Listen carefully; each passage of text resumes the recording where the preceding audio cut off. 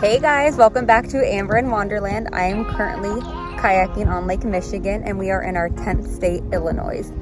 You can see behind me is where we're currently staying, and I will get you guys all caught up to what we've been doing so far. During our stay in Chicago, we stayed at the Great Lakes Naval Station, which was conveniently located right on Lake Michigan.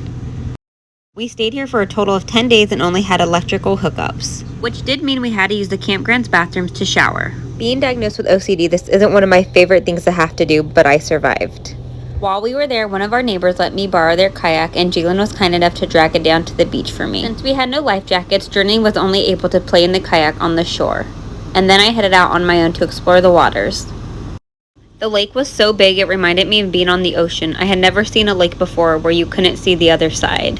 Unfortunately, the beginning of our trip to Illinois didn't go as smooth. Making the ultimate rookie RV mistake, we didn't know our height clearance and went under a bridge we didn't fit under, resulting in the AC in the baby's room being ripped off and the top of the roof getting some damage. We were lucky that the damage on the roof wasn't severe enough to have to repair it, and we found a shop that was able to repair the AC and replace it within a day. While the RV was being repaired, we stayed at a hotel and actually got to try White Castle for the first time. I will admit that I actually enjoyed the burger more than I like In-N-Out, and Journey also enjoyed eating the fries and dipping them in ranch. Thankfully, the RV was repaired in time to be able to film for Millennial Money, which is a show by CNBC.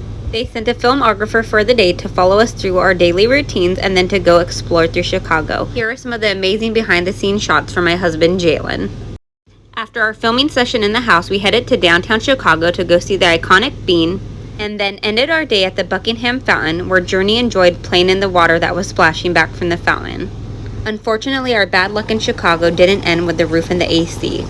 Just a few days later, we were woken up by thunder in the middle of the night and the sound of something smacking against our RV. Unfortunately, it was our awning that had broken off because we forgot to put it down.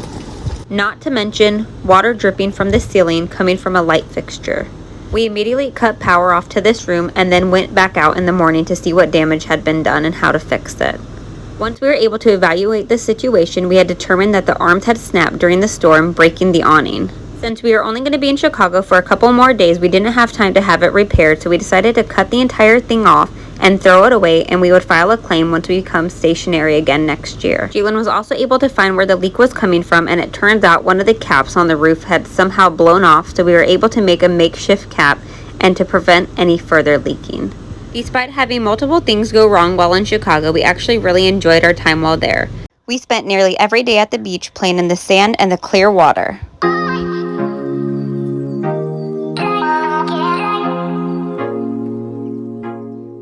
We also got to try Chicago-style pizza for the first time. Accidentally, I ordered stuffed pizza thinking it was just going to be stuffed crust and quickly learned what Chicago-style was, which was definitely not stuffed crust. After that, we were off to our 11th state, Indiana. Since we were only going to be in Indiana for 3 days, we decided to try parking lot RV living and stayed in a casino parking lot for free. We were able to find this spot using the Camp Indium app. The casino lot had really good reviews, and we also had a very good stay. During our stay, we decided to explore Indiana Dunes National Park. We took an early morning hike to try to beat some of the summer heat and humidity. The trail we took was called Cow's Bog Trail and was about 3.4 miles in and out and led to the beach. However, we only did about 1.5 miles before turning around. The park also has 15 miles of shoreline along Lake Michigan. Since we have a national park pass, it was free for us to access this area. However, unlike other national parks that we had been to, there was no main entrance and we didn't see any rangers.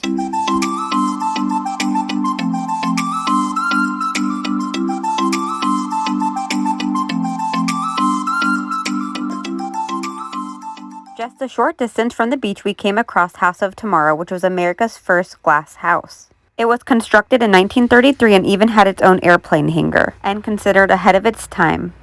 There was also a pink Floridian-style home right across the street.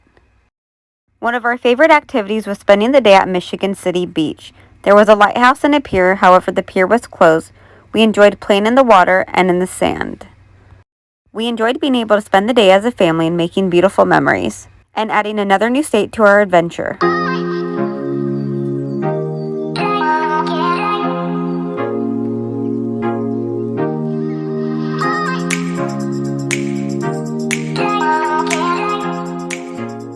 Don't forget to like this video and subscribe, and tune in next week for our adventures in our 12th state, Michigan.